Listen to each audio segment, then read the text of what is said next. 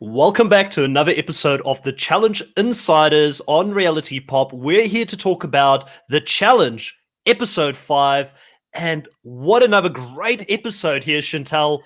What did you think about this? And would you be able to dance battle Ed if you were out there on The Challenge?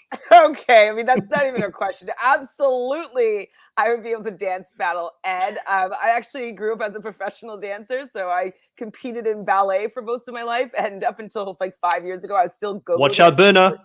For Monday. Really, it was Berna. Berna's on a ballet. Who's the dancer? I know Emmanuel's the dancer, and there was Emmanuel's the dancer. I would dance with Emmanuel in a second. So yes, I mean, I love dancing. Whenever I go out, I'm always the one that starts the dance floor. People invite me to weddings just to make sure the dance floor happens. So I would definitely dance off with Ed. And I love this episode. I'm enjoying these characters and the vets. There's been a really great or shocking thing that happened this episode that we're definitely going to get into. And I'm going to have things come out of my mouth that I never thought that I could ever say. So I'm ready for it. What a way to tease it, because I'm real interested in knowing what your thoughts are right now. But I am going to go over to Drew to get his thoughts so far on this season. And also let us know, Drew, how have you been? I know you've been slaving away on your other channel on Angel Cake. How's things going in general with all the content you're pumping out? I'm doing well. This week was one of my not so favorite weeks mentally. I was kind of overthinking some things and kind of stressing myself out over nothing. But I did finally get through all 161 episodes that I need to get through for the Cars research video. So I'm excited to take all that work and all that arc that I watched and then put it into a script and put it into words and then vomit out a video that's going to be hopefully very fun to put together, but I know it's going to be so intricate and detailed. But yeah, it was fun. It was a journey, big journey. Process there though. Did you take notes along the way of this is a key moment, and kind of log what time it was at? Is that how you kind of worked it out? I have a giant spreadsheet of every single episode, and then either a red bar or a green bar on if I watched it yet or not. And then I have the time marks and then what happened in the episode and why it was what happened there. So when I go back, I can be at this time mark, I know that she gets into a fight with Laurel or something to that effect. So, and then you pull the clip after. Oh my goodness. Once I do the script, then I'll go back there and I'll be okay, this is where it was, or this is a good example of something, and then I'll put it in there. It was way different because this is such a big video. I did Leroy's video and it was so detailed, but this one I feel is more detailed, that I was I have to be able to streamline the process a little bit more, because I watched a ton of Leroy stuff and then had to go back and remember what episodes. Yeah, I had to go back and be what? When did the Purge Water Challenge happen in War of the Worlds 2? Yeah. Wow. I'm impressed. So much work, it's it makes myself and Chantal, we're the lazy ones. We just podcast in general. It's so much easier. Just talk about the show instead of having to put all of those clips together. Going live for that exact reason. I'm you know what? I don't know if I need to put a little trailer on or anything like that, or edit out my ums, or if I cough, or if I forget what I'm I just want to go live. It's a little bit easier. So I'm very impressed, Drew, and I can't wait to watch it. Yeah, so we've got a couple of people here already in the chat. Dolores, Speaking the Truth, and Sam Hidgen, all welcome to the stream here. Sam asks you there, Drew, is Laurel going to be in your video as part of the Cara video? I'm sure she will play a part in there. So, I mean... 100%. They were partnered up in Rivals together, and Cutthroat was a very major season for Cara's development, and Laurel was one of her biggest critics in that season. So, yeah, definitely. Yeah, that's such an interesting relationship that sort of evolved over the seasons on screen as well. So I personally can't wait for it. But, you take your time. I know you cannot, rush perfection when you're trying to get something good out there, and can't wait to see that. So I guess going into this specific episode of the challenge 37 here, we start off quite interestingly here with Emmanuel going back to the house. He's got a little love letter there from Michelle. Clearly she may have felt some sort of a way there to him, and I do feel like Michelle is one of those people, especially if you've watched Survivor, that do fall in love probably a little bit quicker than most. I do think, especially if you see the whole Wendell Michelle situation play out on Winners at War as well. And Emmanuel here, he has a bit of a conversation with Tori. She's straight in there, you know, for someone that said that she's not here for the boys this season. What's happening here, Chantel? I know Drew doesn't like Tori too much. I've always liked Tori, but I don't know. Like, I think I liked Tori when she was with Jordan. I'm starting to sort of go away from it. It's like, what are you doing here? That's her style, though. And so she's always like either in a relationship with someone or trying to get into a relationship with someone. And Michelle's bed isn't even cold yet. And she's already talking to him like, oh, like she sent you a letter and like you told her that you loved her. And then you know that she's going to swoop on in. But I love the letter that Michelle left him. It's like, fuck it up for me, baby. And I'm like, yes, do it for her, Emmanuel, but not with Tori. Yes. So I don't know if you've got any thoughts on that, Drew. If you rather would want to stay quiet since Tori's involved in the conversation. I will say that I feel like the one thing that gets me is like some of these confessionals that Tori has seems very like rehearsed, or she has like these things that she wants to say in them and she kind of writes them down. Like when she was like, I don't think that they loved each other. It's like, of course they didn't probably love each other. Like, I don't think that needs to be said when you're like, oh, well, he said it, but now I have to put it in there. Like, if I swoop in later in the season or whatever, like, I just don't want that to be like, oh, I wrecked love, or it's like, come on, we get it. Like, he just said he loved her probably more as like a familial, like, yeah, kind of thing. It was just like, didn't need it.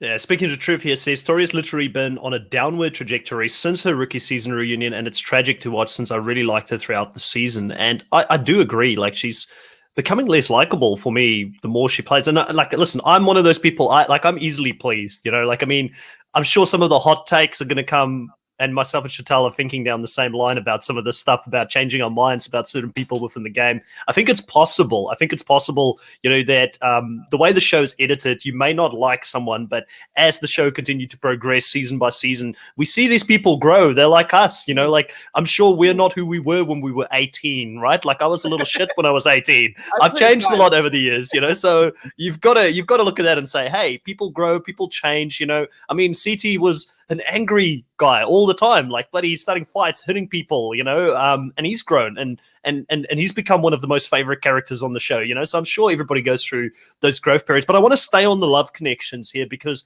you know, there's so many of it this season, you know. And Anissa, obviously, we'll get into what happens with her in this episode. She says, you know, she's a bit jealous, you know, everybody's getting these love connections going on. She doesn't have her person this season.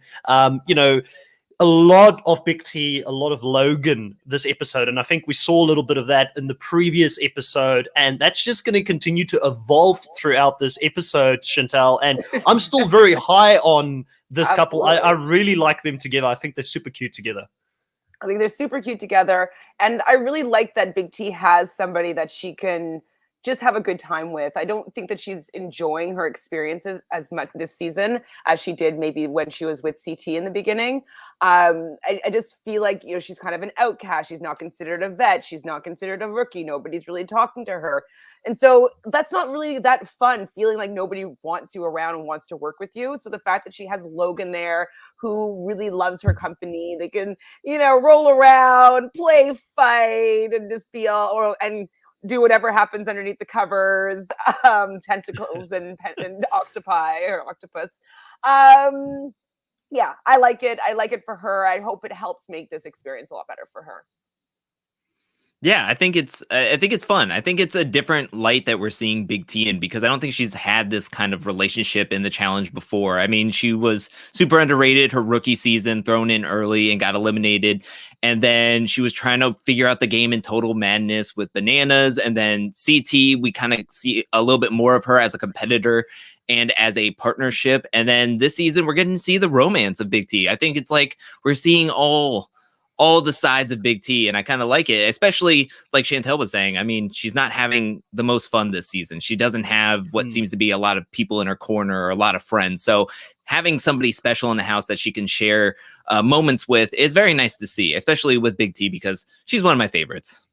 Yeah, I mean, I absolutely loved the scene with them wrestling outside and Logan trying to show a couple of moves and things, and then they were wrestling later on at night, so it all sort of, was pre-practice before the evening. But, another, speaking of little shits, Kyle coming in there and sort of stirring the pot. Love that scene from Kyle. It's why he gets casted season in and season out, to just sort of stir the pot a little bit. And I will say one thing, Logan, if he wasn't the perfect man before, he definitely is, because he can actually even cook breakfast the next morning, and how rare is that in a guy to be able to find someone that can cook you breakfast afterwards. So I thought it was a pretty cool scene. I really love where that's going. I do feel like it could potentially be heading for disaster, sadly, because of that scene with Priscilla, where Big T and Priscilla spoke to each other, and Priscilla said that maybe feelings like Big T is I think Logan really likes her, but I think that Big T is developing these feelings faster than what Logan is at this stage, or maybe Logan's going to get taken out somewhere. But I do feel like there's a bit of foreshadowing happening there with that conversation that she had with Priscilla towards the end, and Priscilla saying that she needs to be careful with her heart, basically, when they had that conversation. So you don't think that foreshadowing was specifically for this episode? You think it might be more long-term? Yeah. Okay. Yeah. That's what I'm thinking. I could be completely off, but I got that feeling something's going to happen. I am agreeing with Chris here, because there is a point in the super trailer where I remember Big T crying and Jeremiah was like consoling her. So I don't know what that could mean or what could happen, but it does make sense when putting it together with what happens in the conversation with Priscilla. So I don't know when that's going to happen, but that could. I don't want to see that. I mean, the editors in the show is so good that they really give you foreshadowing like 2 or 3 episodes in advance, and sometimes it can even play out very late in the show. And it's something that I've picked up over the seasons of watching the challenge. They've just gotten better and better and tighter at what they do as a finished product. Like I absolutely think that the challenge editors are and this is a hot take from a big Survivor fan. I think that they're the best editors and how they tell a story at the moment in reality TV. I'm really, really enjoying what they're putting together. Like I'm drinking the Kool-Aid.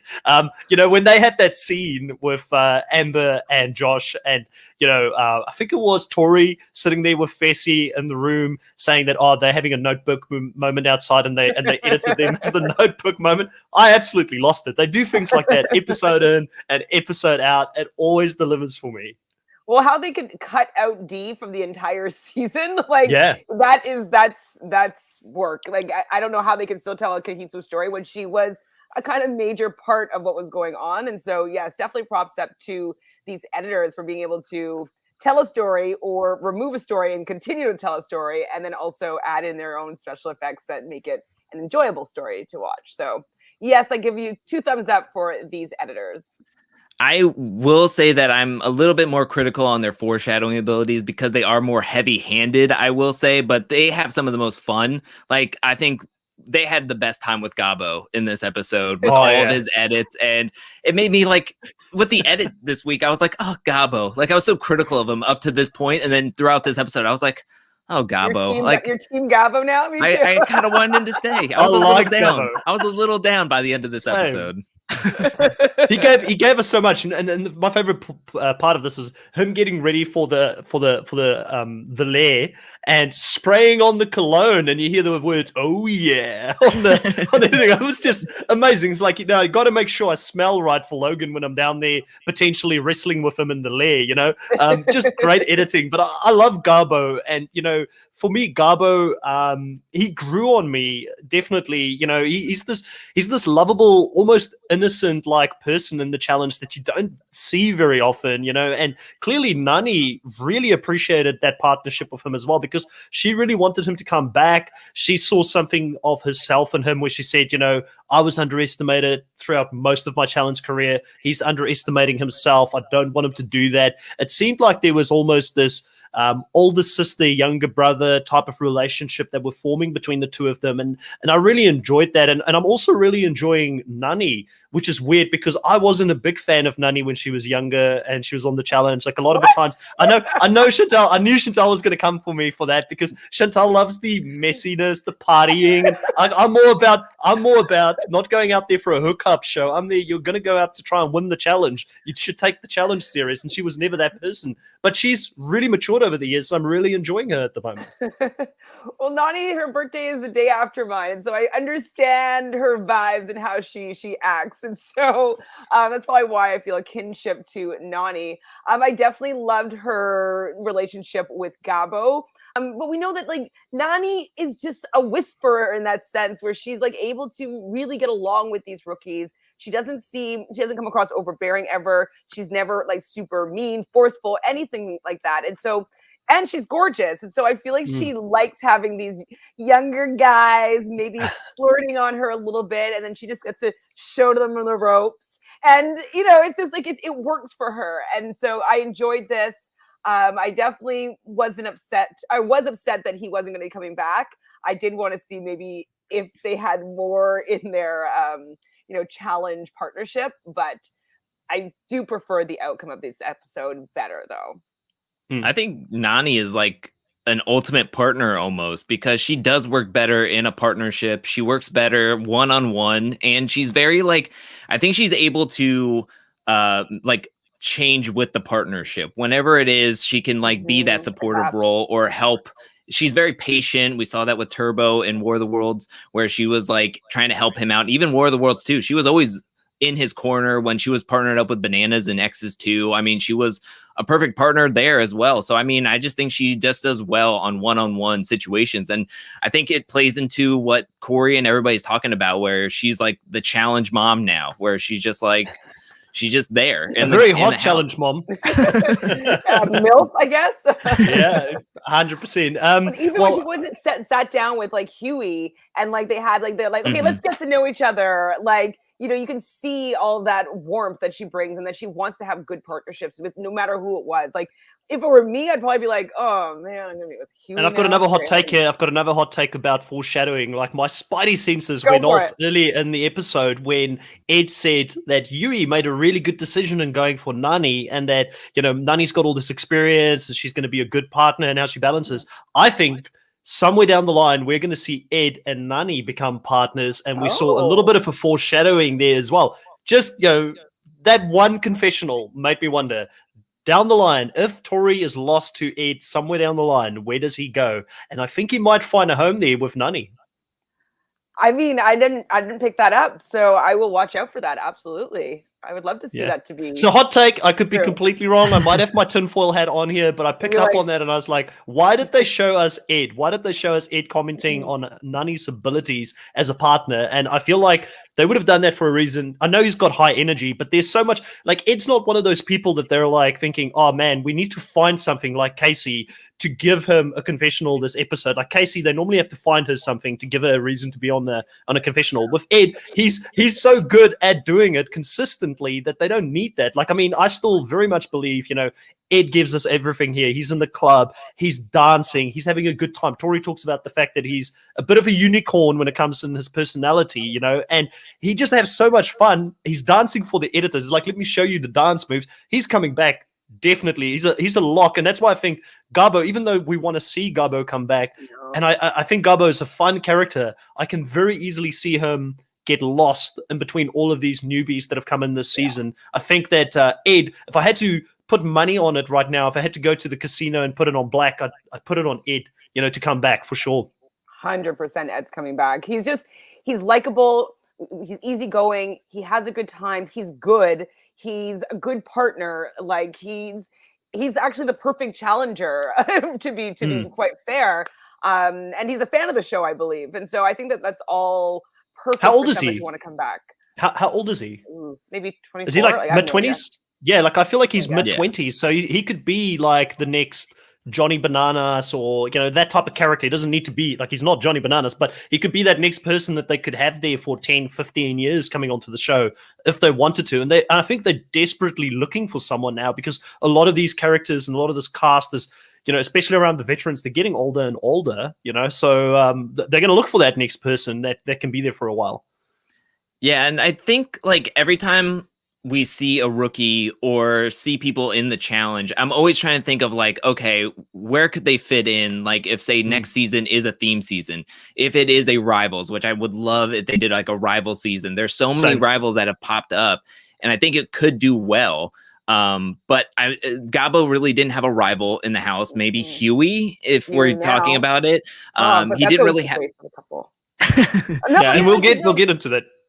Sorry, go ahead. Keep going. Sorry. No, I was just gonna say, like, he didn't really have an ex in the house. We could do it like a solo season if it was like a Free Agents 2 or something, but he really didn't have that on-screen presence that we had. Like this episode, he was shown more because he was going into the elimination and losing to Logan. So when trying to figure out where people could be kind of like fit into different season themes, I just don't see where Gabo could fit in, where say like Kels could fit into like a rival season with Josh after he lied about it, or Emmy and Michaela or Tatcha and Tori could fit into a rival season, or even like an ex's season. There's a couple of exes that are there, like Michelle and Emmanuel. So it's kind of like, that's where my brain is thinking of, like, how could these players fit into different season themes? And sadly, I don't see Gabo really fitting a lot of the themes that could come up later. I've got a comment there. A third of the cast here could fit in with a rival season with math equations, so it would be quite interesting, because it was pretty atrocious to see their math skills out there as well. Listen, I'm not one to judge. Like, I'm horrible when it comes to not having a calculator and a paper and a pen. Like, if you give me a calculator, order of operations, though, they said, like, I think it was Jenny West said that you just have to do it from left to right. So it's very, very basic. It's like no moving things around. Like, it was a very basic equation. Like, it was 1,000 divided by 5, I think it was, times 8, plus minus 500 or something like that. Like, it was very, very simple.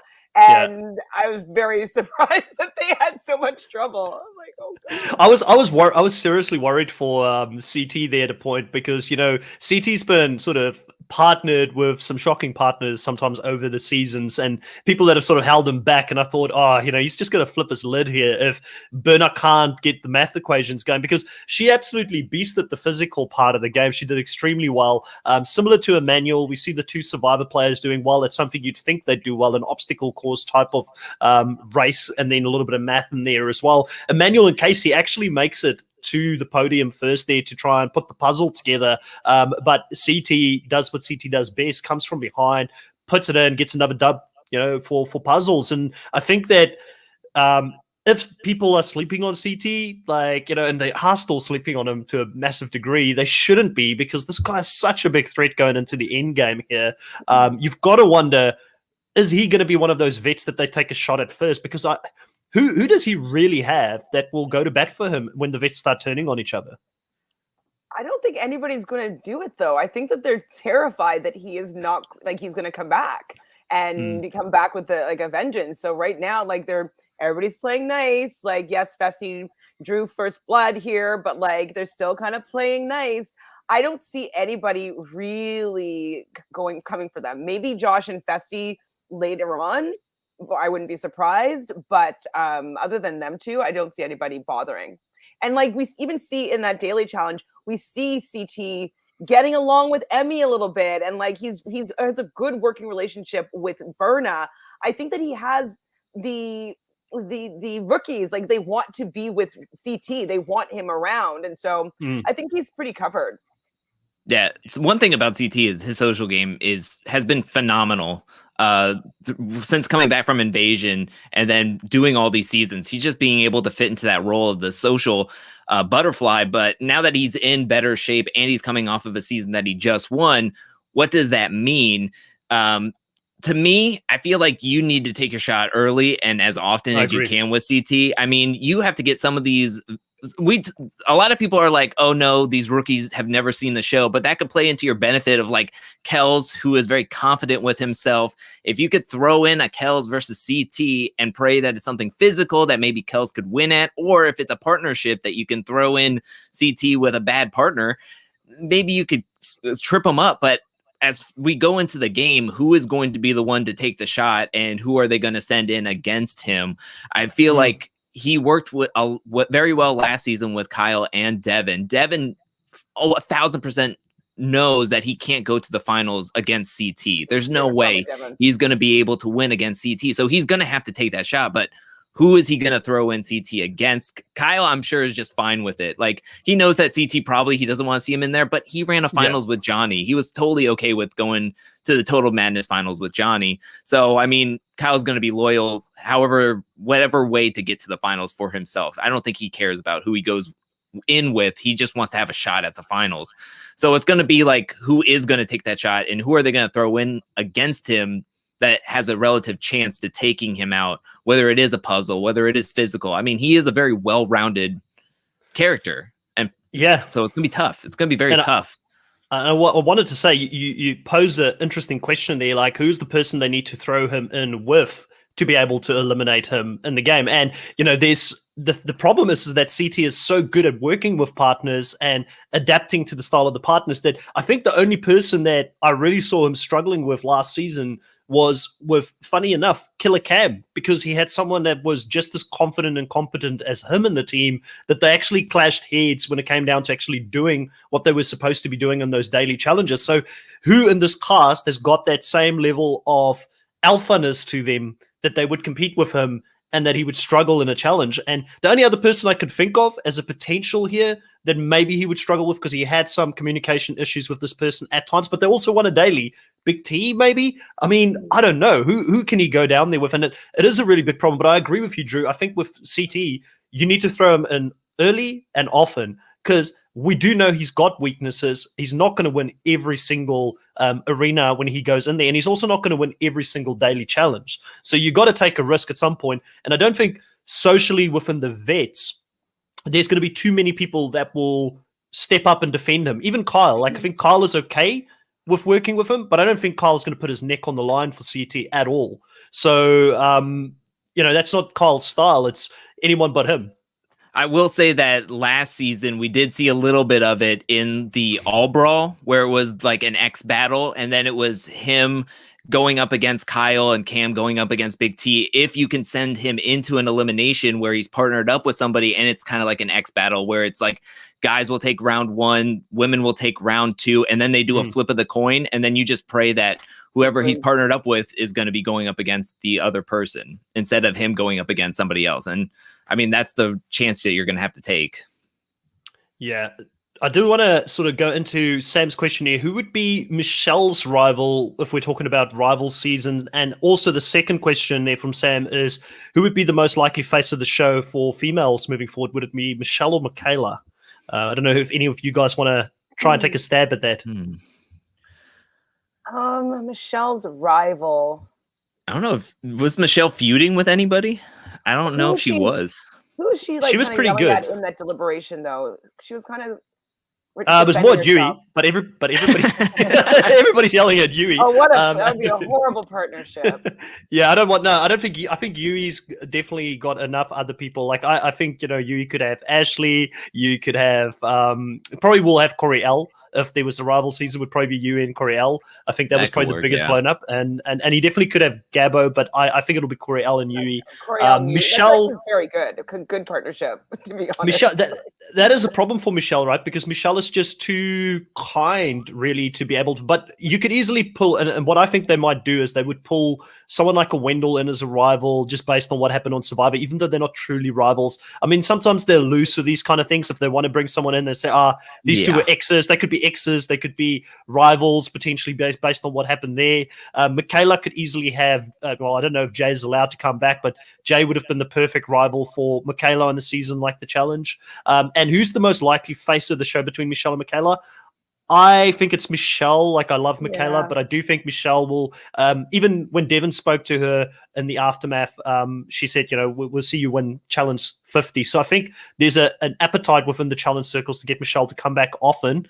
But in saying that, it's hard to judge Michaela based off this season because she went out so early. She could still become that person. And like Drew said last week, Cara Maria went early in her first season. She was one of the first people to go, if not the first, and then ended up becoming a face of the show for the females for quite a while. But I don't know if Michelle or Michaela will become the next female face. Personally, I feel like probably neither of them will become the face as a female for the show moving forward. I don't think that they've got that aura about them to carry the show. And they're both quite close to 30 right now as well, right? But then again, saying that, Anissa's still playing and she's 40 nearly. So Could happen.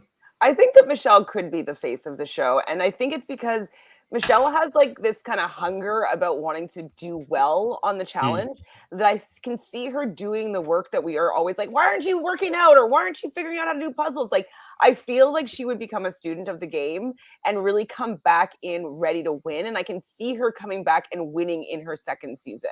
I just feel like that's what Michelle would do. She's having these conversations, like becoming friends with Ashley, friends with Amanda outside the challenge, like friends with Fessy, not great, but still building up her friends that are, so when she goes on the next time, she's not considered a rookie anymore. She's considered somebody that people like and want to work with. And so I think that she's really planning on being involved for future seasons. And I feel like she has a perfectionism about her with, we saw in her exit interview when she's like, I've never lost. I've always made it to the end. I've never been voted out. And so she's had this humbling experience. And now I think she wants to come back and win. I don't think she wants to leave her challenge with like, I didn't even get to the end. Like, I don't think she'll want to do that. So I see her. No, she's a champion. Yeah, she's a champion. I think it's really early on. I mean, Michaela went out episode 1. Michelle went out episode 4. But I really enjoyed what Michaela brought. Yeah. And she was already coming in scheming, got her notebook, was ready to go. And I mean, if you have the perfect storm and she can come in with the good social game, good strategy, have the numbers on her side, I think she could do some real damage. And I mean, put her in there with Cam to like really like get that strategy, get her political game. Like she can show her the ropes, get a Big T and Priscilla and Kels. And I feel like they would make a force to be reckoned with that could really take out a lot of players that they would like to. So, I mean, I feel like Michaela brings a lot to the show. We weren't able to see it because everybody was just wanting to go after her because of her list.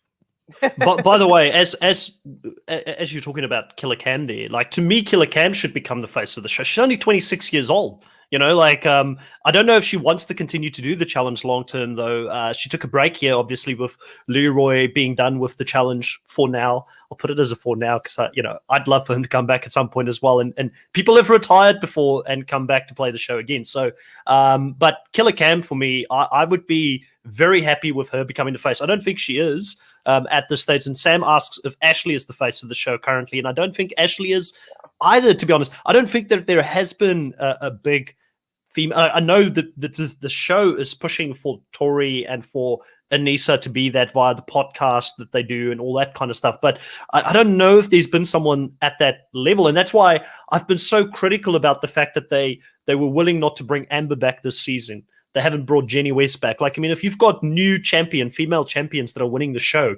bring them back, give them more of an opportunity to build on what they've got. And, Amber, this specific episode as well, there's a lot of drama that comes between her and Fessy now. I could very easily see them being a rival pairing, which would be pretty funny in the future. But Fessy also, again, it could be Nelly T. It could be a bunch of different people that potentially could be a rival of his as well. But, I think that's probably the viewers. Yeah, but I think that's probably the thing that will probably get him there is probably like an Amber Fessy type of like partnership would be pretty catastrophic to watch on TV because they just can't stand each other at the moment. And I'm really living for what I'm seeing here in this episode with Josh breaking away from them.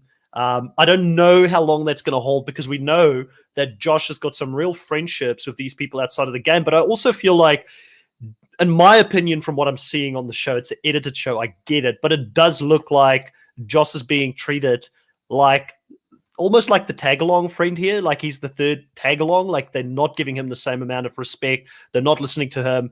Casey, I think she's someone that just doesn't like drama. She doesn't want to talk to him about it. She doesn't want to give him any energy. But I'm Team Josh at the moment. It's hard to say. I actually feel icky about it. But I really am enjoying what Josh is bringing this season. I'm happy that he's willing to play the game for himself. I'm happy that he's willing to go and win this game. Drew, you look like you've got some things to say on here.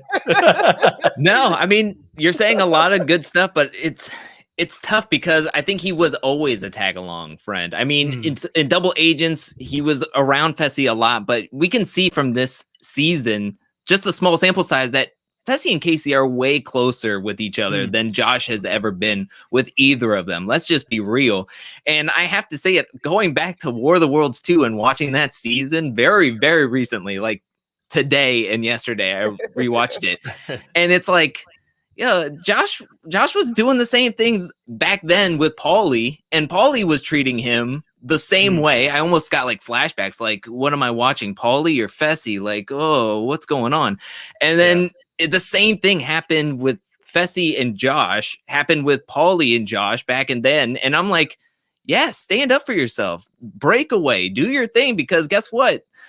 Be somebody else's number one, because right now you're somebody else's number 3 or number 4 with Fessy and Casey. Go be Devin's number 1, because you guys were friends anyways, and now Kyle is sabotaging him, and that kind of is on the rocks. Slip in there, get in there, be his definitive number 1 rather than possibly being somebody's number 2, number 3, number 4, or even lower. Like, they'll throw you in before they throw each other in, so you know you're not their number 1.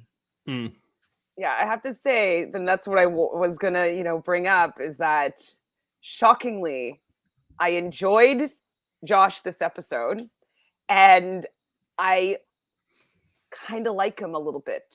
And I'm like, what is happening here? I think my thoughts behind this is that he's been hanging out with Devin. Devin is a hated guy, and he gets into fights and arguments with people. But I think he's learning that whatever Devin does, people don't hate him as an audience for. Like, there's something about the way that Devin acts that people still like him, even if they hate him. Like, they like to hate him, like rootable, villain, whatever. And so I think he's learning from Devin, and he's becoming rootable. And he's giving like decent advice to Logan at one point. And I'm like, and even with the fight that he has with Casey in the kitchen, and she's like, oh, we're not talking anymore. We're done. Like that whole thing. He didn't blow up. And it was just like, we're done. I'm like, oh my God, if they're actually done, I'm like, I'm so team Josh here. I'm not team Fessy, team Casey. And I'm rooting for Josh to take them down. Are we in an alternate universe right now? What's happening? The Matrix, it is coming out in new season 4. Like Matrix 4 is happening. I think we're in it right now. But that's part of the fun for me of watching the challenge. Like I kind of alluded to it earlier, is that you can see growth in people on the show because they're coming back to the show year in and year out. They're seeing themselves. They're watching the things that they're doing on the show. I mean, Johnny Banana spoke to that after years. He said, I had the ability to see who I was as a kid and sort of learn from that every year and adapt and change. Like I saw that through the lens of the audience as well. Obviously he's still a bit, I'm reaching here, guys. I'm reaching. But, at the end of the day, it's one of the things I love about the shows. You can see growth in people. You can see them come back year after year. And just because you hated someone 5 seasons ago, it doesn't mean that you have to hate them this season if they are changing. You should be open to people changing and doing things differently. And Yui, for me, I had flashbacks to Josh when he first started here, blowing up at the end, going off at poor Gabo. And I just thought, like you guys said it last week, and I was like, yeah, I'm okay with Yui still, but maybe I'm a week later than you guys. I'm completely over him now. Like, he reminded me of what Josh 1.0 was like. I like Huey a little bit, but I don't enjoy the fact that he doesn't realize when to just like tone it down and stop. Like, of course, I'm like, yes, get on that chair, Huey, get on that chair. But like as a viewer, but realistically, like, Huey, sit down and close your mouth. Nobody's looking at you right now. You're with Nani. You got the partner that you want. Like, why are you getting involved in this big fight? And so, yes. But he's a hypocrite. He's a hypocrite. He was going off at Gabo for the fact that Gabo wanted to take his partner back.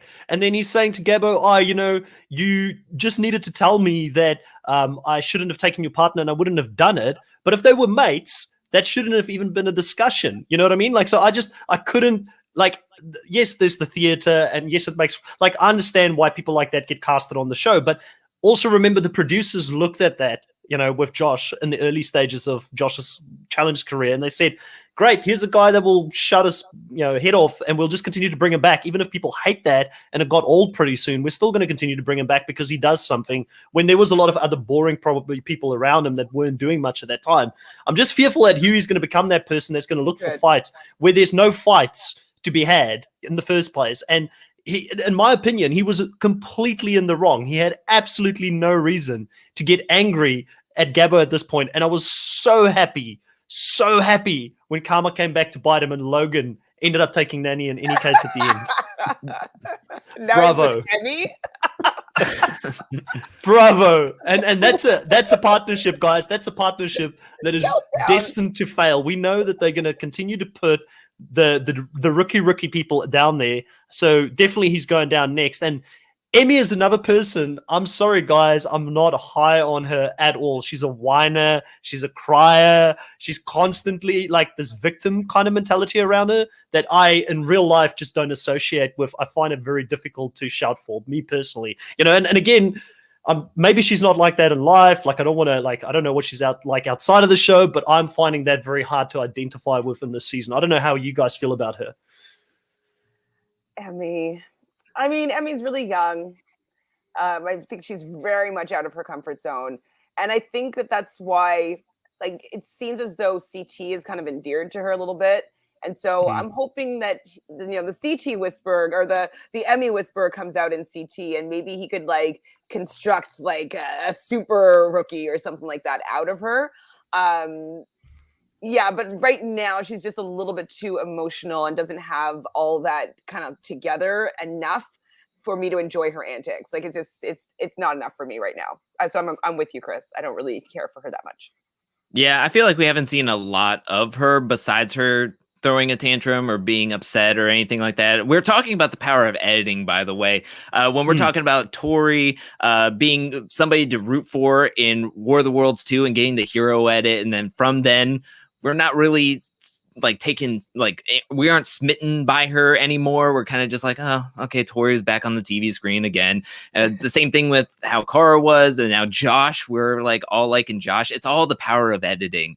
And I think we're just not seeing a ton of editing from Emmy to like make us want to fall in love with her. But I wanted to bring something up now that you talked about Emmy and then CT talking.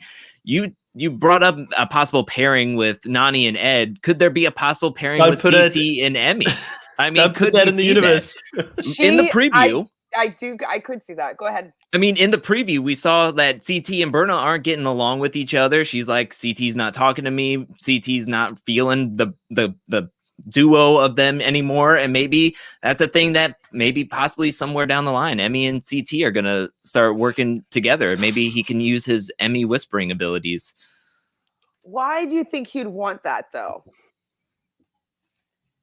I don't know. Who would be the best person for CT to run a final with? Like, at this point, Amber maybe, but if like the math thing could screw them over, so not great. But I don't think that Ashley's smart. People he's won with before.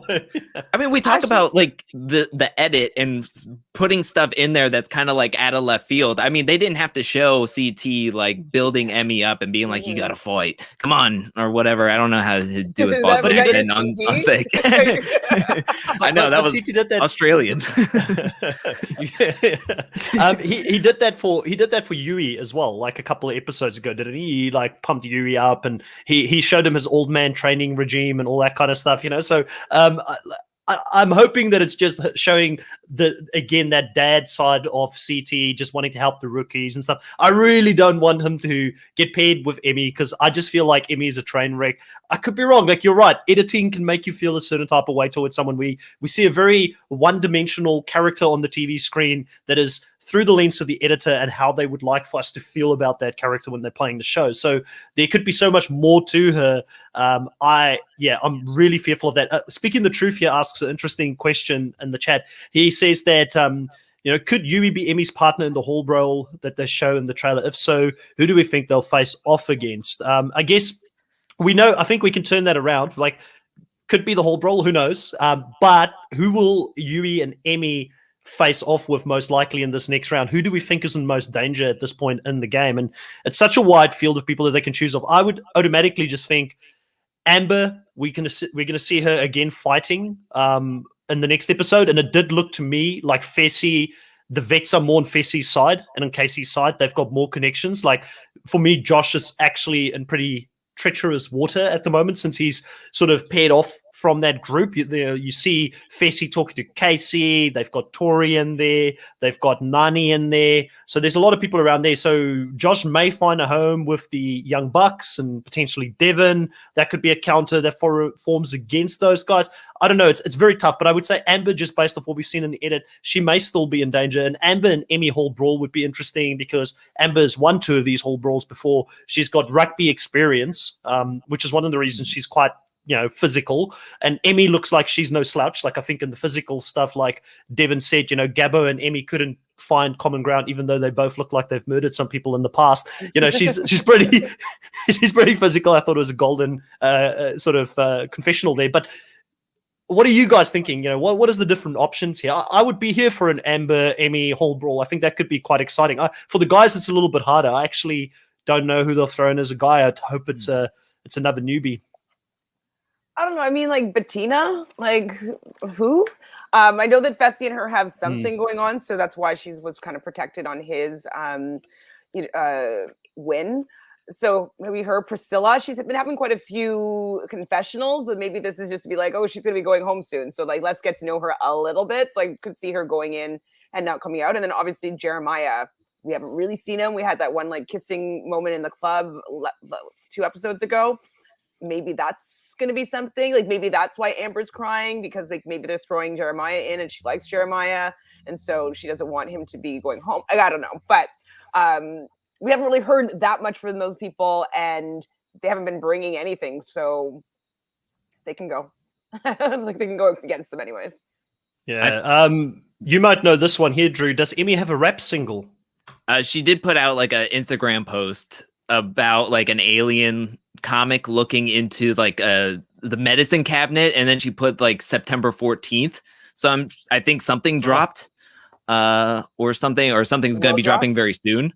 Yeah, so she could be dropping something out. She's like soon, and she's putting alien stuff everywhere. So I mean, you know what blows my mind, and I might be the only one that finds this interesting, as being like English is my second language, Afrikaans is my first language, right? And it's quite funny sometimes you see people when English is not their first language and the way that their accents sound are quite strong when they talk, right? But when they rap or they sing, a lot of the times that just disappears. So I'd be very interesting to know if Emmy is one of those people that when we listen to her rap song, you'd be like, oh, that sounds like something that we could hear in America. Unless you're obviously from the UK and you've got that style of rap, because that's something completely different. But it'd be interesting to see what her tracks actually sound like when it's out. I'm definitely going to give it a listen. I'm curious. Let's all down it. Buy it on iTunes, everybody. Let's make it a hit. Spotify, just go listen on Spotify. Yeah, we're not all buying it. We're sharing it. What are we in? The 1990s? I'm not buying anything. Can you burn it on a disc? Yeah, I'll record it on my cassette. Okay, where are we at? So what else on this episode was interesting? Obviously, Anissa, she ends up going out with an injury, which is a big part of the episode. Obviously, this means that I've now lost 2 people due to Mediavacs this season, and both Tommy and Anissa. And, I feel for Anissa. To go out this way is not the way we wanted to see her go out of the game. Puts a massive target on Logan's head as well. Firstly, what do we think about Anissa going out in such a way, and Logan here volunteering himself to ultimately go down there? I think it was probably the only move to do, really, because he was going to, like CT said, all the guys were looking at him. He was vulnerable. He was on his own. I think it was pretty obvious he was going to go down regardless, so you might as well just embrace it. Well, about the Anissa stuff, like, I don't want anybody to get hurt. Like, that's what I don't like about kind of the new wave, is that like there's super dangerous tasks that people are having to do. And like, I don't want to see anybody medevac ever, whether it's Survivor, whether it's the challenge. Like, I want people to be able to physically be able to play in these things. It's regular people still. It's like, we're not super athletes. These are regular people that are playing a game show for money. So I don't want anybody to go home because they dislocated their shoulder. Like, that looked really awful and painful. So I don't appreciate that drama of it all. I knew that she was going to be gone because I remember, was it last season? When Nicole dislocated her shoulder, she said, just pop it in, I want to stay. And then she was medically DQ'd. So I knew that if it was looking the way that Nicole's was looking, that she wasn't going to be coming back. When she did come back, though, I thought that was a really nice moment. I I did shed a couple tears. It did happen. I was saddened by her leaving, because I know that it does mean a lot to her to be there. This is her life. This is like something that she knows for the last 20 years that she's been a part of, and going out this way never feels really good, especially, she doesn't want to leave Tori, because Tori's her number one ally, and that means that she's going to have a harder time getting to the end and winning with the fact that she's going to be gone. And then her partner Logan is going to be by himself and like having to fend for himself. And so that was a really emotional moment for me. But we could talk after about the Logan of it all. But what do you think about that, Drew? Were you missing Anissa yet? I think it's very sad to always see somebody leave that wasn't a part of an elimination, or it was like a freak accident too. Like she just like lost her grip or something and just fell off the wall. At first I thought like somebody's ankles were going to go, because whenever you see a big wall, everybody's going to have to jump over it. Once you climb up on the top, everybody just jumps off, and they're all muddy. It's wet. I thought somebody was for sure going to jump off this thing and slip. It was very unfortunate to see her go down that way. And I mean, this is the fourth person to leave in 5 episodes that were either DQ'd or medical DQ. And it's like, I don't know. It's crazy how last season. I think it's bad luck. It was bad luck. Like 6 people. I mean, 6 people last year went out medically DQ'd or took themselves out of the game. And now it's 4 out of 5 in 5 episodes. It's just, you kind of see the patterns here and figure out what's going on. Like, what are we doing here that's causing all these people to leave so soon in a season that's outside of eliminations? Because this isn't fun to watch. Just multiple people leave.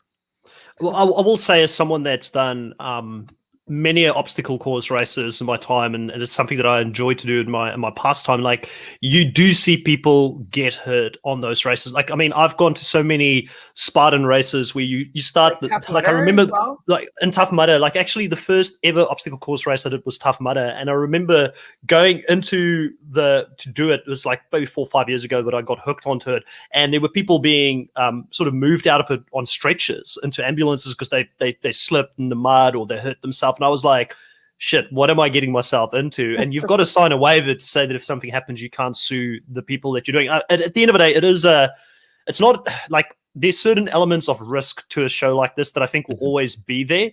And I don't think it's because the producers are like, there's sometimes where you think, okay, you guys are like in the Hall Brawl, myself and Chantal spoken about this before. There's a reason that when it comes to wrestling and, fighting UFC, there's weight divisions, I mean, you can't put a guy that's like twice your weight against the small guy running up against each other. I think that's dangerous. But I think with an obstacle course like this, things can happen. It was a freak accident. It was just what happened is bad, but I don't think it's the producers being this would be a pretty tame challenge compared to what people go through on Survivor sometimes. And we've had Medivacs on Survivor as well. But if you look at Australian Survivor, that's why I think if Australian survivors ever make their way onto this show, they will do well, especially if they're one of those people that do well in challenges, because it is some of the most competitive challenges you'll ever see on TV. You know what I mean? Like this looks pretty relaxed and tame compared to some of the stuff that they do. So I don't think it is the producers. I don't think that they have to look at it and say, oh, we need to make challenges easier for people. I do think safety should always be very important. And I hate seeing people go out this way, but I hope that people realize that it's just some of these things can sometimes happen. Like you said, it's maybe it's an element of letting people know beforehand, listen, you need to be careful when you're jumping over those things as well for the ankles and that stuff. But as soon as competitive juices start flowing, like these people are there for a reason. They're competitive. They're going to try and get any advantage they can. They're going to try and take shortcuts. It's sad to see her go this way. And I was with you, Chantal. I thought, definitely out, and seeing Tori and her, the friendship that they've got, it is really nice to see, even if you maybe don't like the individuals that much themselves. I think it's still pretty cool. And how she was willing to help us shower and things like that. You can't, how can you not feel bad and look at that and say, even if you don't like Tori, you don't want to see Tori be disadvantaged in this way either within the game. And I do think Tori is one of those vets. She keeps talking about the fact that the vets thing will come to an end pretty soon. I think she might be collateral damage in that war that's going to happen pretty soon. So really interested to see where that's going to go, especially if Tori is close to that Fessy, Casey, and also Nani side of things. Like, I don't know if that faction is going to win out this time. I feel like Josh and the rest of the veterans on the other side might win out this season, but we'll see how things play out. I mean, it's all speculation at this point. I did also want to touch on here in the actual Lair challenge, since we were on the topic of challenges. It was quite interesting for me to see these guys go up the rope using the arms, doing farmer basically rope climbs without using their legs. Because one of the first things you get taught when you do CrossFit, when you do any kind of obstacle course race, is you get taught the proper technique of using your legs. So you basically use your feet to pinch the rope, and then you use your legs to climb with your arms, which basically allows for you to do that a lot more without burning out your arms. These guys were just going, and in the beginning I was thinking maybe it's a rule. They were told you're only allowed to use your arms, you're not allowed to use your legs. But I saw Logan trying, and he didn't have the right technique, but he was sort of like pinching it with his thighs, trying to climb it at the end because he was getting burnt out. The lactic acid in his arms was just building up. Horrible technique. Anybody that's got good rope climbing technique would have killed both of these guys in this challenge. But I did enjoy it. Like, aesthetically, it looked really appealing to watch them climb these ropes, look at the sequence of puzzle pieces, and then having to figure it out at the bottom. And the editors got me here. I, for the longest period of time, thought Gabo was going to do the impossible and he was actually going to beat Logan, because even though he was taking his time and he was in Gabo's world, and praying to mic the situation there at one point, which was funny, I thought he might come back and actually win this. Well, especially with like the love of the misdirect. And so everybody's like, oh yeah, Logan's got this. Logan wants to go in there. Logan wants to go down against Gabo. And I think it was even Tori that said in the deliberation, like, hey, like, I've gone down before and I've not come back out. Like, so like, do you really want to throw yourself in? And so these are all things that are happening. And I'm like, oh my God. And then you saw the conversation with Big T and Priscilla. And I'm like, oh my God, is he going to call Gabo? And like, Gabo's doing well in this competition and people are cheering for Gabo. They don't even want Logan to come back. And Nani's cheering for Gabo. I'm like, oh my God, is he really going to is the love story going to be over? These lovers are going to be separated. And yeah, I was caught. They duped me. I actually thought that there was no way Gabo could win.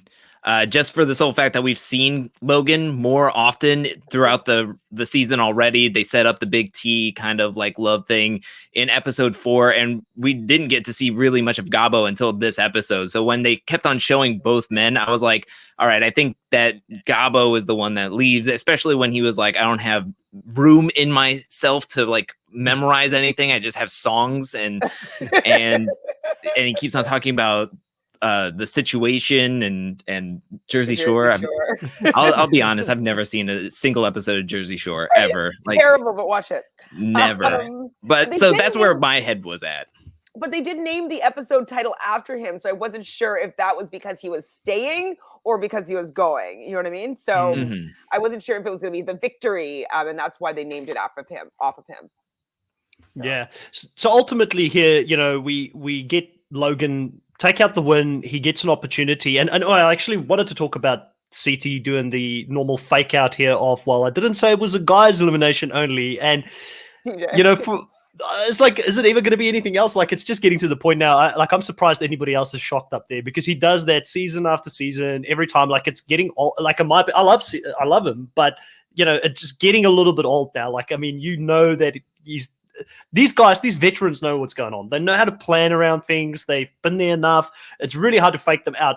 At some point, he might have to take a risk and actually follow through, just so that people again starts thinking, actually, maybe there's some truth to what he's saying. Exactly. Get them scared and rectify that mismatch in numbers the next episode, but just keep them on their toes for this episode. So, overall, funny moment. Didn't, just think it's maybe being a little bit overplayed there. But, I really wanted to talk about Logan here. He chooses Nani as his person moving forward in the game. And obviously that makes Yuri now someone that's going to be partnered with Emmy.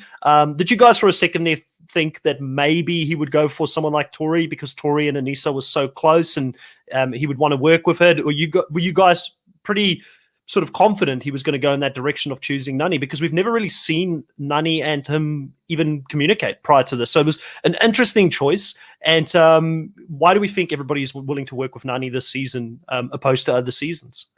Well, I think I would want to work with the person that two people were like almost going to blows over in the deliberations. Be like, oh, you guys are fighting over her? I'm like, I'll just take her then. And then we'll just settle that fight. So I think it's like she becomes a lot more desirable when people are wanting to be partners with her. They might be like, okay, what does she have? Like, what's so good about her? Like, I want some of what everybody else is wanting. And so I think it's the fact that people have been fighting over her is why he wants to be with her.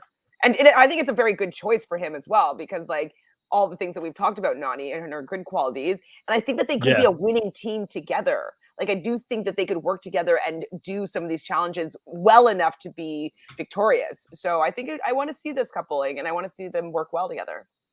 Yeah, I didn't even know who he would choose. I knew he would choose a woman vet. I just didn't even put it in my mind or process it, like who he would be able to pick or who he would pick. But in the aftermath, Josh did say that Logan came up to him asking who he should pick as a partner, and Josh said, pick Nani. So it just seems like everybody's listening to Josh. When Amber was down there, he's like, pick Devin. And so she picked Devin. And now Logan's coming to him as a friend and advising him to pick Nani. I think he's just trying to build more connections with his own connections. So whoever's with Devin, go with them. And then let's just start working outward with our connection. So I'm feeling like he's doing the same thing with Nani. Like, first of all, let's get her away from Huey and let's get Logan. And now I have two teams that are fully working with me, kind of thing. Like Devin and Amber are going to work with me. And now we're going to have Logan and Nani working with me. So now we have 6 people working this out. But it's interesting though, because that makes me wonder about Josh's true intentions of turning against Casey and also Fessy, because obviously Casey and Nani has got that close relationship as well, you know. So is he 1 foot in, 1 foot out at this stage? It's kind of sounding like it may be. Like, I mean, it's good strategy regardless to get people that you're working with together and sort of having them all paired up. But I am sort of worried about that. And we don't really see much of Nani and Josh's relationship this season. We know that they're very close as well, but I feel like there's just so many interconnected relationships here that when these people start turning on each other, it's going to be pretty brutal. Like, I'm all here for it. It's going to be exciting TV, but that's going to be brutal. Like, some people's feelings are going to get hurt. You know, because where does Nani go? Is she going to be Switzerland in this situation? Is she just going to be like, you know, I don't know. Like, I mean, she's with Casey now. She'll choose Casey for sure, but yeah.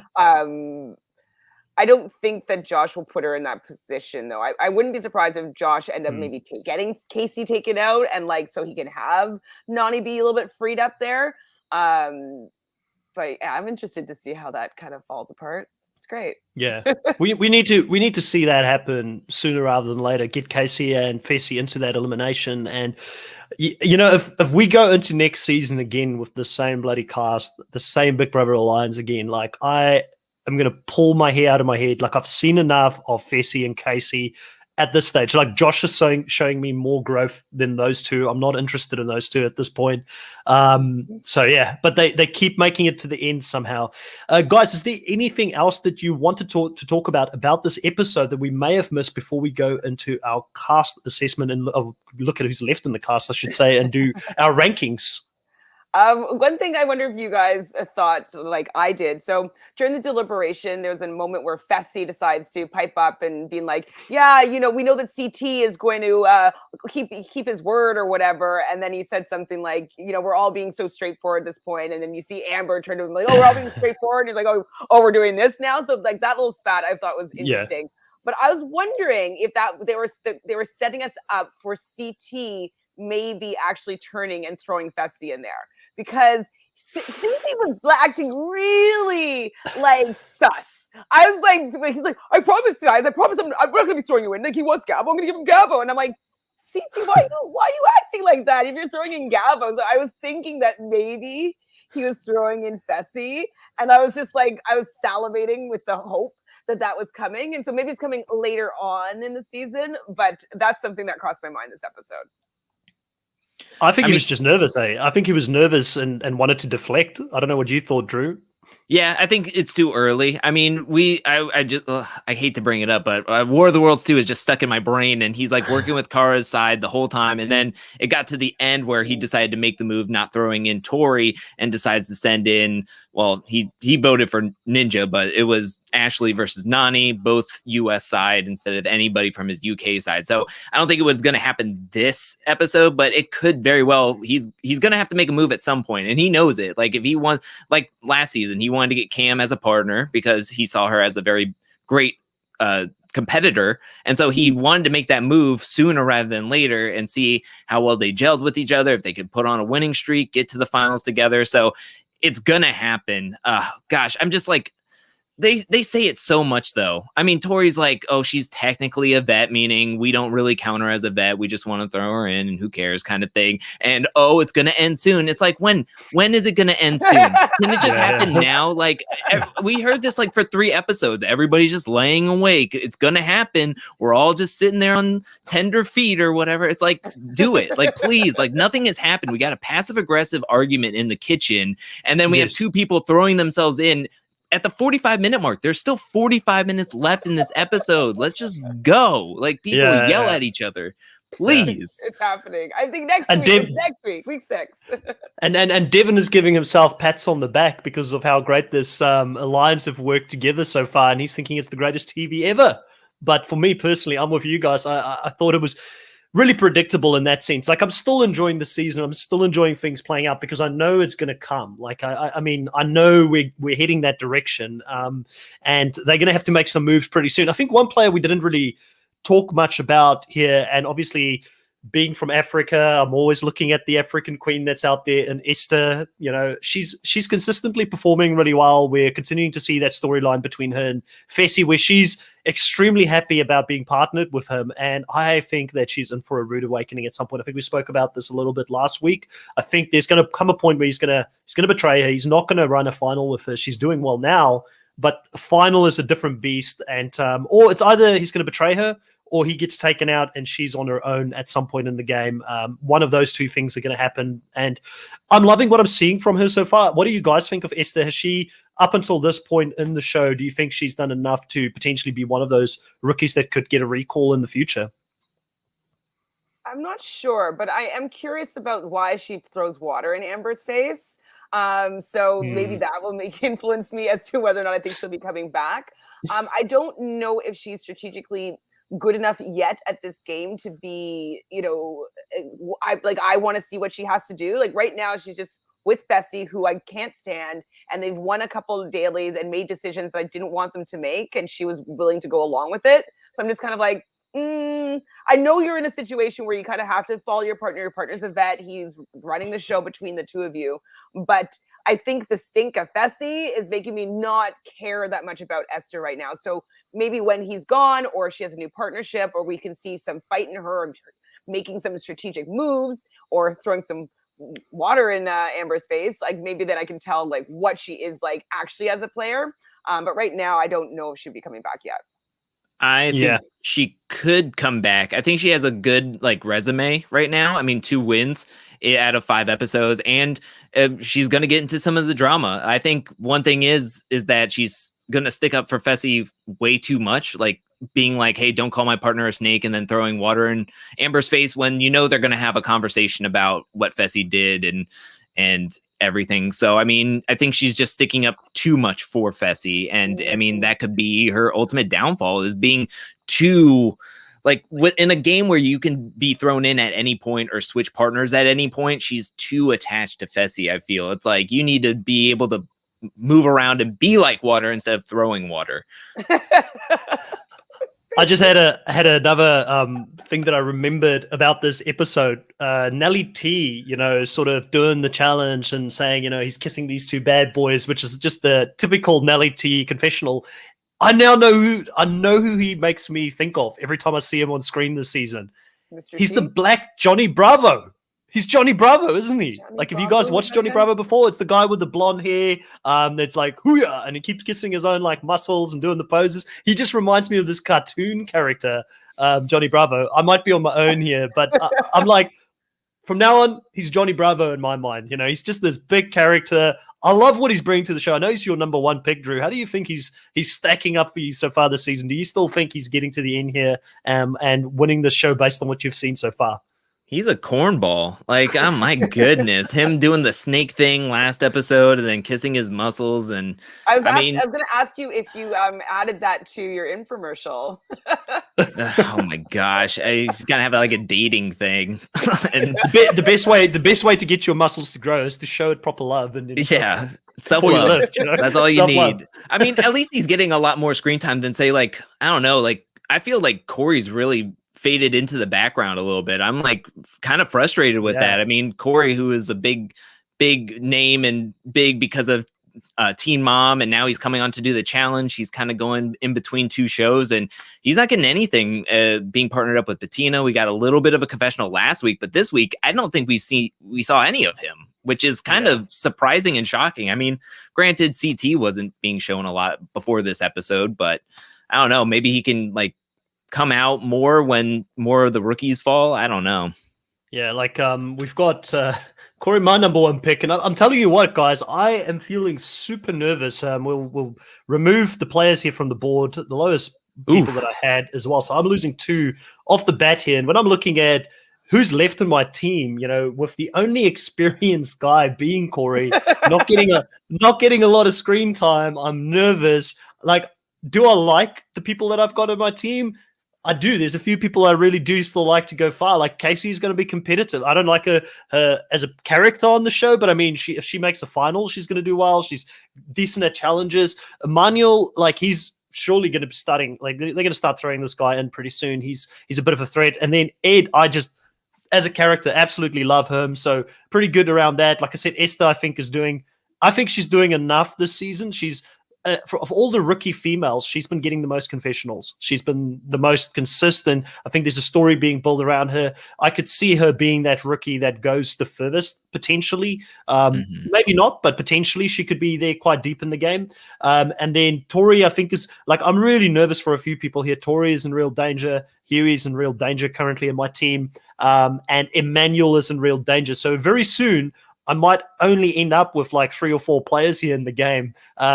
So it's going to be interesting to see how things are going to move going forward. Drew, overall, looking at your team, how are you feeling about the players that you've still got left there? You've got some heavy hitters still in your team. I know. I like the quantity and the quality of my players right now. I just need Chantel to lose like 1 or 2, and then I'll have a nice peak. I mean, I love the players that I have with my top 3.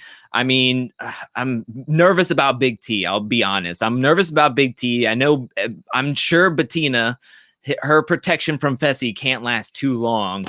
So I'm worried about more of the back end. I'm very confident with Logan and Devin and Nelson and even Amanda, who isn't being shown all that often. But I think out of everybody who's left, my worry is Big T and Bettina at the moment, just because I just feel like they're going to be targeted sooner rather than later by the vets, because they either see them as easy or they don't trust them, which we've heard about Big T. They don't trust her. So, but I got the little love. I got the little love right in the middle, though. Right in the middle with Logan and Big T right there. Yeah, it's almost like you knew.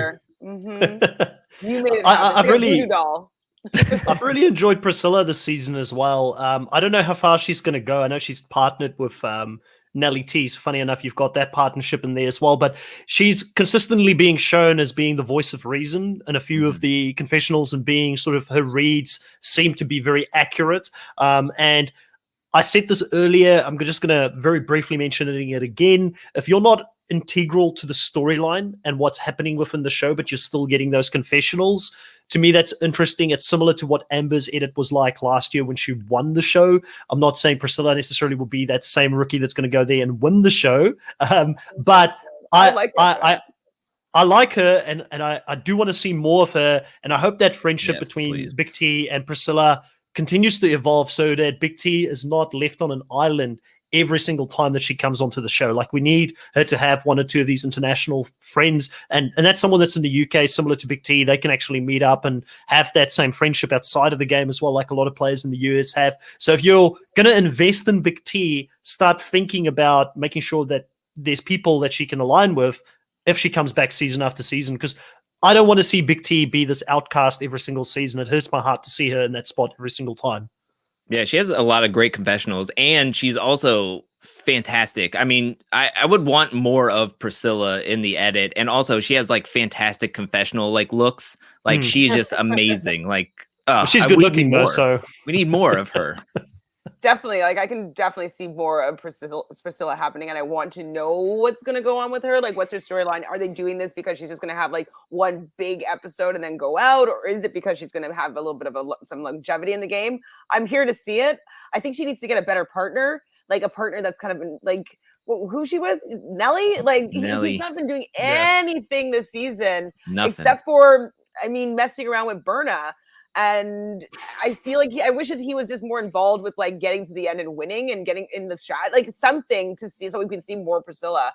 But maybe this is good for her that she's not that involved in everything, because we don't want people to look at her to maybe throw her in anytime soon. So I want to see what she brings to the table, but I'm scared when that episode comes, it's going to be because she's going out. So I don't know, you can't have it all.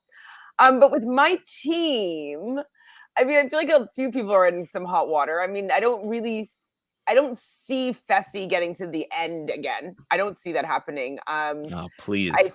I know, right? I feel as though people will come for him, and he'll finally get something that's not a hall brawl or like, pole wrestle that he's not going to be able to do well in. So I can see him going with Berna not having CT. Like, what, is she going to pair up with Nelson? Like, I don't know. I just don't know if anybody would be a good partner for her. And so if she's not with CT anymore, I don't know if she could do that well. Not having his support, I think she might fall apart.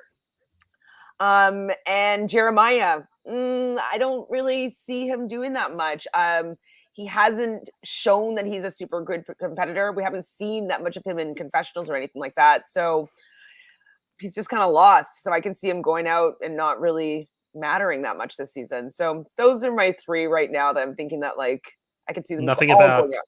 Amber, I don't really see Amber going out necessarily next. Like, I feel like she's more of a fighter. I feel like with, her like now has like the fuel to actually go against Fessy. Like, I want to see her go against Fessy, and I want to see her succeed. Yeah. And so I'm hoping for her that she is going to succeed and get Fessy out, or like retaliate, or whatever Fessy's scared of. With Amber, I want him to be proven, oh, I was right. I should have gone for her because she was able to retaliate and get me out of this game. So I want to see that happen. So I'm not going to say that she's going to go out anytime soon.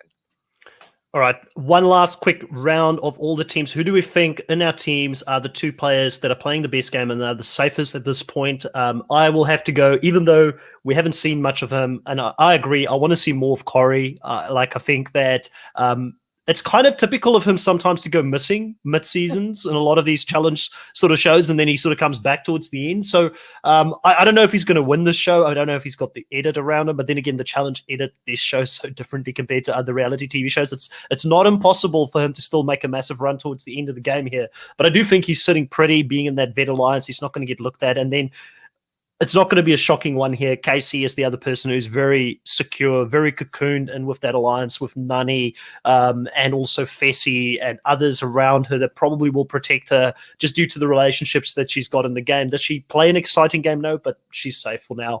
So, yeah, I'm going to be boring. I'm going to go for my top two as the two safest people at this stage. Drew, how's things looking? I'm going to shake it up a little bit. I'm going to pick my second and third pick. I think Devin is playing a fantastic game. Everybody's going to him for advice. And I think Amanda's doing great being under the radar. I mean, she came in with not a lot of enemies, so she has a lot of friends in the game. We're not seeing her get into too much drama or turmoil early in the game, which is good. And she's been in like the best duo partnership thus far because they are both vets and they're not going to get sent in anytime soon, I believe, that they're still going to be a rookie team. And even if they start going into the rookie vets, she's in a vet team right now. So, I mean, somebody posed that in my comment section about like Logan should have went for either Amanda or Ashley, because then that would mean that no rookie teams would be left in the game. I think that wouldn't possibly be good for his game just because he wanted a good partner with Nani. And I don't know if he would have worked well with Amanda or Ashley. And he wanted to do what Josh advised him to do because he trusts him. But I think that would have been an interesting thing come next house vote which would have been, who do we send in? Who do we go for? And that could have been a nice pot stirring moment. But those are my picks for my team, Devin and Amanda. It's good. It's good. And no surprise, CT, he's kind of been a little bit invisible, but then he wins, and then he's going to probably just like slink back into the shadows and then win again and then slink back into the shadows and then win the final. So I feel like CT knows how to play this game. He knows how to pop off. He knows how to stir up drama, but now he's coming in for the paycheck. He's like, my wife doesn't really like me doing these shows, but I'm sure she loves me winning $500,000. So I'm just going to come on, be a good boy. I'm just going to come in, play nice, win some money, and go home with a paycheck. And then also, of course, Nani is the other person I think that's the most safe. I think that with everybody wanting to partner up with her, I think that means that they don't want her to go anywhere. They want to be with her. They want her to, usher them down into this game. And so I think that those, in my opinion, are my two people are going to go the furthest. How funny would it be if Nani actually ends up winning the season where she doesn't talk about how badly she wants to win the season, because she hasn't really been giving us any of those confessionals. It would be really ironic. I also just wanted to, before we finish off here, address this last question here by speaking the truth. And he says, do you guys prefer a vote, a house vote, or last place team being the ones that go into elimination? I feel like that would make a lot more sense. It would be a lot more interesting if the last place goes into there. And I've got some thoughts on that. I personally prefer whoever's the last team to go in there and then not to be a house vote, and then the agency decides who else goes in there, or vice versa. I like it when they vote someone in as the agency, and then the players that got voted in, they get to call someone out to challenge them in the elimination. Those two variations to me is a lot more interesting than what we're seeing here this season, and it's actually the theme of the season at this point. It might get interesting when we get to the vets, but it's quite boring at the moment with so many rookies being in there. I think they've worked out how to play around it pretty much from day one. They've worked it out. Well, I don't understand why. Okay, so they were trying to do like the skull twist because they want everybody to go down to the elimination, and like they want to see people have to fight for their spot in the final. So like they want people to go down into elimination. And they want people to play these dailies and not just like get into fights because you're supposed to let me win. You're supposed to let me win. I'm supposed to win this one. Like, no, everybody play for yourself. Like, yes, you can be in a big alliance, but play for yourself. And whoever sucks the most has to deal with the consequences. Like, I've always enjoyed that. I always enjoyed like prize money for the top finishing team, so people can have to show their cards a little bit if they're going to do well, show that they're good competitors. Like, I feel like, they're letting them off easy by making them not have to go in. They can just have a purely good social game and just coast all the way to the end and then go in and win the final, which is what I thought the Red Skulls were preventing them, what they wanted to prevent from doing. So why are they allowing them to do it without making there be a consequence of doing poorly in the daily? So I'm all for having the lowest, like the worst finishing team in the daily go directly in. It's like, go directly to jail. Don't pass go to collect your $200. You're going in the lair. Yeah, I agree. There has to be something to the missions and why you want to do well in them or not do the worst. So I do like last place goes in, or I like the call out with like the tribunal in War of the Worlds, where there was a group that put 3 people in, then they voted on those 3 people, and then they got to call out somebody. Or I think the free agents was the best way. I know everybody talks about the kill cards, but it was the best way, where there is a winning team. They get to vote in somebody into the elimination that's going directly into the elimination. And then the back half, or the last 3 players, or the last 3 finishers, the last 5, however many there was left, they're in the draw. And that made you want to be better than half of the people that were in doing the missions, because I have to work out, or I'm going to possibly have a probability of going into an elimination that I could lose. And to me, that was the best way to make the missions. You have to play them, and you have to not just get not last, or you can't. It also nerfs the numbers a little bit. We all talk about how there's only one winner. There's no consequences for a loser. And if can make somebody win that's on your side, you don't have to really try all that hard. So, I mean, I just think that we need to make the missions mean something. Yeah. And so I think the kill cards and the free agents did the best job, because it was that, oh, am I going to get lucky with pulling the card? Now, I know that people were like, oh, Devin didn't have to go into an elimination and made it to the finals and got 3rd place, but she had to do like a ton of draws. I mean, you're not going to get that lucky all the time kind of thing. So And I don't know. I think we need to go back that way. Jordan moment, which like I know it didn't pan out for him, but like that moment was pretty epic, and like that kind of crystallized him as being an epic player. In like he was still probably considered a little bit of a rookie then, and then like that was like when he made his mark. Is like, nope, I'm here to stay. I'm here to play, and they're not really giving these new rookies any opportunities to really stand out because they have the vets. They're just throwing the competitions to each other, so they have the power and they make the decisions. And it's like, is it me or you this week? And so I totally agree. The kill cards would be super great. I can see like Kel's going down there, seeing that, oh, if this is who I want, I'm going to go down, boom, boom, boom, boom, boom, and let me stay in the game. So I think that giving the rookies a shot at doing well would be on any of these variations that we've spoken about. Yeah, I mean, that would also help out. I mean, having somebody that does terrible, like Ashley and Huey in the first mission, they're in the draw against all these other rookies that kind of did terrible in there. I mean, you could have a mixture, and then also it leaves it up to chance. I mean, you could get a rookie or you can get a vet, and it's kind of like we can't fall back purely on numbers. I don't know why. I just like to bring that up and then get all heated about it because to me, this is the best part of the podcast. So for anybody that actually waited here until this point here, I think we actually fixed the show, going forward. So what I heard, anytime we bring free agents up and we bring the kill cards up, I'm all for it because free agents is my favorite season of all the seasons that I've watched. I really enjoy it. So one. Yeah, bring free agents, bring the kill cards back, bring Jordan back is what I'm hearing. I'm also for that.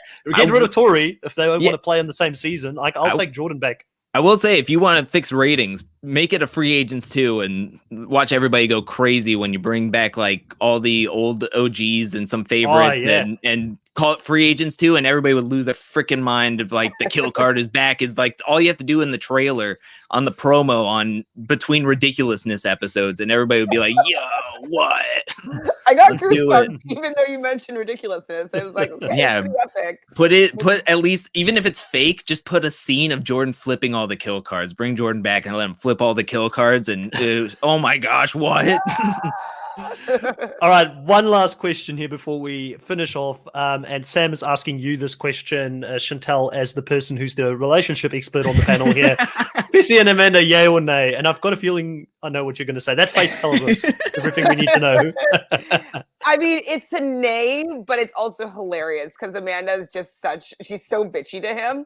And so it's just like, and she treats him like garbage.